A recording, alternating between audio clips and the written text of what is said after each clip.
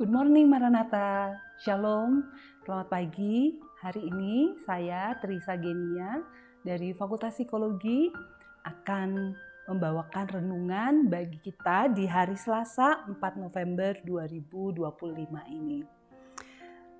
Bapak Ibu dan rekan-rekan sekalian, sebelum kita mengawali renungan kita akan membawa di dalam doa terlebih dahulu. Mari kita berdoa.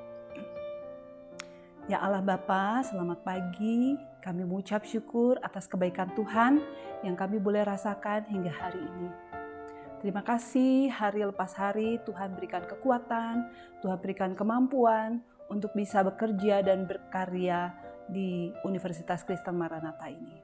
Ya Tuhan, pada saat ini sebelum kami memulai aktivitas kami rindu Tuhan menuntun kami dan menolong kami di dalam sepanjang hari ini melalui firman Tuhan yang akan kami renungkan. Kiranya Roh Kudus yang memberikan pengajaran kepada kami sehingga kami bukan hanya mendengarkan renungan, tetapi juga kami dapat menerapkan firman Tuhan di dalam kehidupan kami. Terima kasih ya Tuhan, kami panjatkan doa kami di dalam nama Tuhan dan Juru Selamat kami, Yesus Kristus. Amin. Baik, Bapak Ibu, untuk renungan hari ini mengambil judul Jangan Memecah Belah.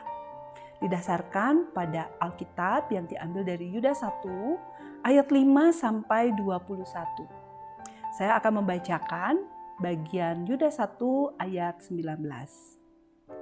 Mereka adalah pemecah belah yang dikuasai hanya oleh keinginan-keinginan dunia ini dan yang hidup tanpa Roh Kudus. Renungannya, perpecahan adalah ancaman potensial yang bisa terjadi dalam berbagai komunitas, bahkan dalam kehidupan kampus sekalipun. Siapakah yang dapat menjadi pemecah belah? Alkitab menyatakan ada anggota jemaat yang cenderung mempertajam perbedaan-perbedaan yang ada, menghasut hingga menghancurkan kesatuan dan persatuan jemaat. Ini jelas berlawanan dengan tujuan akhir gereja, yaitu kesatuan dan persatuan tubuh Kristus. Kita bisa lihat dari Efesus 4 ayat 15 sampai 16. Roh pemecah yang bahasa aslinya diambil dari Yunani, hairesis, mempunyai arti merampas, mengambil yang bukan miliknya, merusak, pertikaian atau perselisihan, perbedaan pendapat, dan perbedaan tujuan. Apa nasihat Yudas dalam menghadapi orang fasik, pengejek, dan pemecah belah? Membangun diri di atas dasar iman.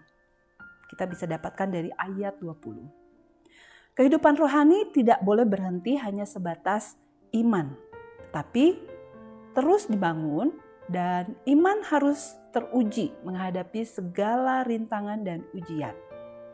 Berikutnya, memelihara kasih Allah. Lalu bagaimana menghadapi mereka?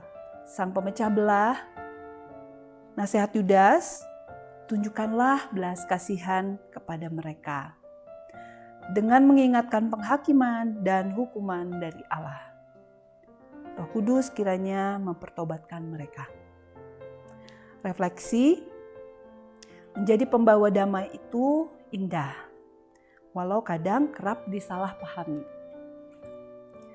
Pertanyaan pendalaman, siapa dan hal apakah yang dapat memicu perpecahan dalam gereja, komunitas di kampus? Apa yang harus dilakukan agar kesatuan dan persatuan dapat terjaga dan menyikapi mereka yang membawa perpecahan? Baik, mari kita berdoa. Tuhan, terima kasih untuk firman-Mu. Kami boleh belajar dari kitab Yudas ini bagaimana kami harus menghadapi pemecah belah. Bahkan ketika kami menjadi pemecah belah itu sendiri, kiranya Roh Kudus yang boleh menyadarkan kami, dan biarlah kami boleh mengarahkan hati kami hanya kepada Tuhan kami Yesus Kristus. Kami yang sebagai anggota tubuh, kiranya kami boleh taat dan patuh, tunduk kepada pimpinan Tuhan Yesus saja.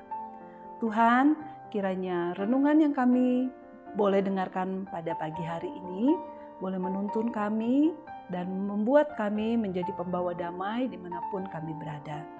Terima kasih ya Tuhan, berkati kami hari ini dan biarlah aktivitas kami sepanjang hari ini Tuhan pimpin. Di dalam nama Tuhan Yesus, kami sudah berdoa dan mengucap syukur. Amin. Baik Bapak Ibu, saat ini kita akan membacakan visi misi Universitas Kristen Maranatha. Visi Universitas Kristen Maranatha menjadi perguruan tinggi yang mandiri dan berdaya cipta, serta mampu mengisi dan mengembangkan ilmu pengetahuan, teknologi dan seni abad ke-21 berdasarkan kasih dan keteladanan Yesus Kristus. Misi mengembangkan cendekiawan yang andal, suasana yang kondusif, dan nilai-nilai hidup Kristiani sebagai upaya pengembangan ilmu pengetahuan, teknologi, dan seni dalam penyelenggaraan Tridharma Perguruan Tinggi. Baik, demikian renungan kita hari ini. Selamat beraktivitas Bapak Ibu. Tuhan Yesus memberkati. Salam integrity, care, and excellence.